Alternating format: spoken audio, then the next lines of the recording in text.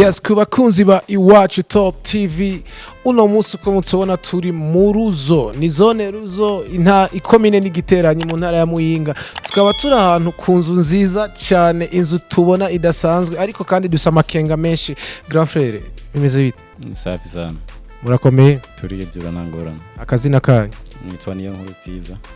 Niyonkuru Steve, hanyuma twariko turatembera ariko dusa ahantu tubona inzu nziza iri ahantu itari kwiye kubiri, tuganiriza gato kw'iyi nzu. Ku kijanye n'iyi nzu nkuko muyibona, iyi ni projet irimo irategurwa muri zone Ruzo, kaba namwe nkuko mubibona ari inzu ishajije. Kaba hariho nko mu bintu bihari, hariho salle de théâtre, salle ku bantu baba bifuza kugira mariage, hakaba hariho chambre de luxe ku bantu bifuza kurara no kuruhuka, hakaba hariho bar et restaurant, hakaba hariho na service ya internet. Ni ibyo bintu bisanzwe biri kuri Maison de Passage New York. Eske kuri iyi Maison de Passage New York ni maison imaze gutangura gukora canke iracari projet ntiyaragira kwitangura gukora? D'une part hariho bimwe byatanguye gukora, hakaba nibindi bitaratangura gukora kubera ko bitaraja mu ngiro kugira ngo vyugurugwe iceza. Ariko byinshi muri byo bikaba byaramaze gukora, ariko hariho bimwe bitaratangura gukora nka salle biratangura gukora mu misiza, ariko nka bar irakora, restaurant ngira ngo nayo izoca itangura gukora mu minsi bijanye bifatanye na salle. Ariko ku buraro ko yifuza kurara aho kuruhukira na cyane nko ku ngenzi, harakora cyane gose, barahabikaze.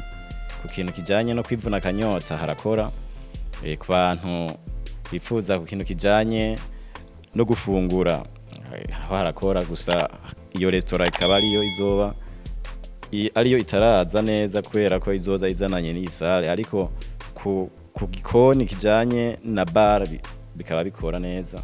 Ibyo bitarakora niyo service ya internet, niyo izoza mu nyuma mu gihe hazoba hamaze gukorwa, hamaze kuja mu ngiro ibijanye na sale. Intumbero yabateye kuzana projet nini yagutse ahantu nkino tubona neza yuko ntegereye umuji ni kure cyane, niye ntumbero yabateye kuzana projet nk'iyina? Intumbero nyamukuru kuko nkuko mubivuze kari ahantu kure, ariko n'ahantu hagenderwa n'ingenzi nyinshi cyane umuntu yararavye arabona neza yuko n'ahantu hagenderwa n'abantu benshi. Rarabati umuntu ahashize ikintu runaka cyarashobora kuba hari benefice yo kuramwo kandi agafasha no kuri byangenzi ziza rimwe na rimwe zikabura aho zirara kugira ngo ntashobore kuzorohereza.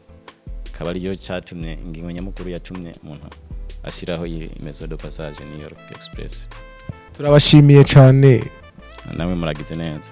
Yes, ku bakunzi ba Iwacu Top TV ngira ngo mwamaze kubibona, mwumvise vyinshi kuri iyi Maison de Passage New York Express, ariko imbere yuko turangiza hari amakenga ngize mu nyuma. Kubera ikinzu mwahisemo kwita Maison de Passage New York Express kandi turi mu Burundi?